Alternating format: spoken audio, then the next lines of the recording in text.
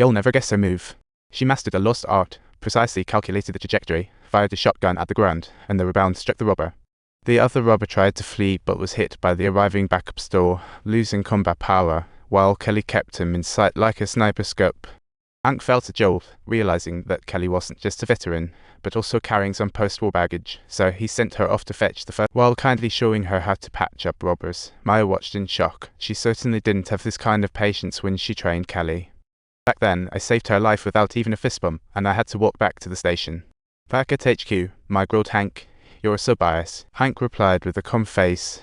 "You're both in totally different situations, you know. You're a blank slate. I can only show the world's dangers. Kelly's just back from battle, still in a nightmare.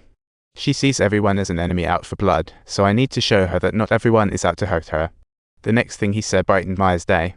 Hank raved about her drawing skills. He made her look like a supermodel.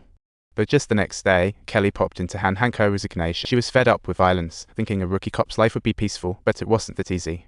Now she just wanted to return to a calm life, as this was no cozy nest for her. Hank understood, but really had no words. But he knew Kelly would undoubtedly become an excellent cop. Even if a great cop leaves, the world keeps spinning, and the chaos in LA just winced. The old cop saw robbers hitting the bank during his patrol, wanting to check it out, but quickly realized things were way out of hand inside. He rushed to the bank entrance, and as security battled the robbers, hostages made a break for it, and one robber's mask tumbled off in the chaos. "Looks like this kid wasn't careful at all." He wanted to say, "I'll talk to him" at the side of the cops, but he lacked the guts. The old cop checked Ed and found the man dead from guilt.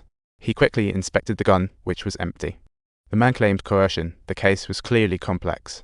The cops traced his mansion through ID investigation. Luxury cars parked out front, and with this guy living there, the old cop's commerce was a thing of the past. So the old cop waited for the gun's owner to show up.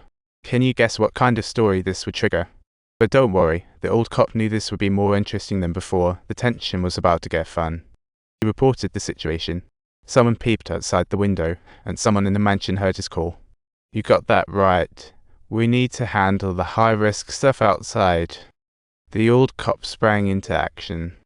People inside have already started feeling uneasy, thinking of the dire outcome. The alarm was already ringing. To gather clues, the old cop headed straight for the man's wife. After some inquiries, he pressed, "Is your kid with you? I must steal 250 from my boss in 5 minutes, or they'll kill my daughter." The old cop called the police at once. He asked colleagues to find her child. The black lady was hooded upon arrival, knowing only it was a 10-minute ride. The sun shone on her face, and the savvy lady immediately pinpointed the robber's location. With such skills, why be just a rookie cop? Now the only thing the old cop needed to do was buy time for the lady, when suddenly the robbers called. "Unless you get us some money in 3 minutes, you'll never see a woman again." The old cop had a light bulb moment, intercepted a sports car right in front of a van. Things were about to get thrilling. The robber's call to the lady gave the savvy woman plenty of time to hunt for the hostages. So they followed the woman's directions to a residential area, only to find tons of houses. Finding the hostages there was like looking for a needle in a haystack. They took a look around and speculated about the origins of a luxury car parked out front. They reported the plate to HQ, pulled the file, owner's death beast, armed robbery record. By now, they were almost certain the hostages were inside this house, so the two quietly slipped in through the back door. Their presence was a huge surprise for the thieves, who never thought the cops would find this place in their wildest dreams. Sensing danger, the girl was saved. The black woman learned this and worked with the cop to arrest Death Beast. What awaited them was a robbery in a Chinatown supermarket, and the cops were shocked. Turns out the robber only stole a bag of gummy bears. It seemed like a typical theft turned tragic. The lady was sadly shot while trying to protect the goods. But this case was rather straightforward. Since they stole gummy bears, by tracking the later sale information, they'd easily find the suspect. Soon the dispatch center got a lead as someone exchanged the stolen gummy bears for a prize, leaving both of them dumbfounded. The supermarket owner clearly said it was a 200-pound man. How on earth was it a woman? Out of curiosity, they went to the interrogation room. She claimed to dance, but was an escort. The gummy bears were a gift from a client, but due to her unique job, she had to keep the client's identity confidential. The old cop knew hidden cameras were common here, so they replayed last night's highlights. The footage showed a young black guy giving her the gummy bears. Even if his build was a bit different, They locked onto a suspect, but the suspect played dumb, leaving the old cop puzzled. Well then, I guess I'll be taking the fall for this one.